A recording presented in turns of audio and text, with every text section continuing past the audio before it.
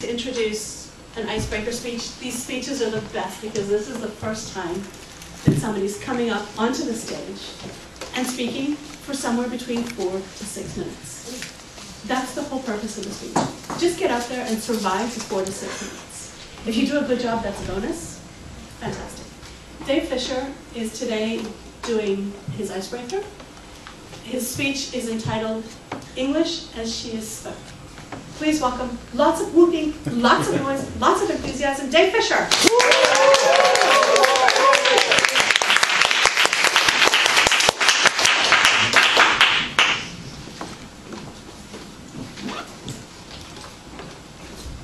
Madam Toastmaster, fellow Toastmasters, honoured guests. Traditionally, when one does an icebreaker, one talks about oneself. This evening I'm going to change that tradition, and I've decided to talk about a topic, English as She is Spoke. I'm sure it won't be as exciting for you to hear as hearing about me, but we'll give it a bash. Of those of you here tonight, how many have English as a first language? About 50%? Slightly less than 50%. To all the non-native speaking, English-speaking people here this evening, how did you decide which of the 170 officially recognized dialects of English to learn? 170 officially recognized dialects of English. Yet English is overwhelmingly the second language of choice throughout the world. That makes it the global lingua franca. Lingua franca? English is the language of France? I don't think so. One of the strengths of English is that it accrues words from other languages, it accrues phrases from other languages that just can't be as well described in English as they can in the other languages. Over time, those words will be introduced into English as local dialects or local phrases, and they may, over further time, become part of the core English language. Those 170 dialects, so roughly 170 dialects, there are 30 of those recognized in the British Isles. The British Isles is the crucible of English as a language. It's where English started and where English formed and became recognized. Yet there are 30 recognized dialects in the British Isles. Those are great statistics. And some of the other statistics I was looking for, was how many dialects teenagers speak? How many slang-infested versions of English are there out there? And I just couldn't find any statistics. And even if I could, I'm pretty sure that nobody over 19 would be able to understand what's being said in any case.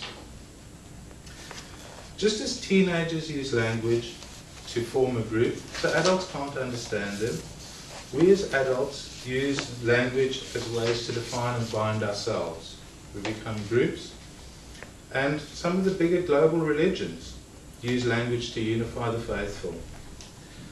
All the members of one common language one common faith speak the same language, say Hebrew, Latin, Arabic, then it's very easy to communicate across mother tongues. So why do we become so passionate about language? Why do I get worked up when I hear Americanisms? Why do I get my back up? Well, I think the answer is really, really simple. Really simple. Language is the first gift we receive in life. It's the first thing that we recognize, and it's the one thing that grows with us throughout our entire lives. It's how we share intangible concepts. It's how we share... How do you describe love to somebody? Conroy described the feelings between loving and lost and not having love. How do you describe love? It's completely intangible, but we have found the words to be able to describe that to each other. So I think when somebody uses a word, a phrase, or dialect that we don't understand, or pronounces a word that we know completely differently, it shakes our belief in our ability to communicate. Somebody is doing something completely differently to what I understand. Am I wrong? Are they wrong? But English is a living language. And like all living things, it's evolving. As my sainted high school teacher used to say, the only thing that is constant is change. And human nature is, we don't like change. We like things to be consistent. We'll take a little bit of change, we'll grow, we'll learn with change, but don't change something overnight. People's instinctive reaction is to challenge things that they don't understand or challenge things that they are new. I would ask you in future, when you hear something that you don't understand, or it's a word spoken in a way you don't understand, don't challenge it. Stop, think. Maybe the other 169 dialects accept that.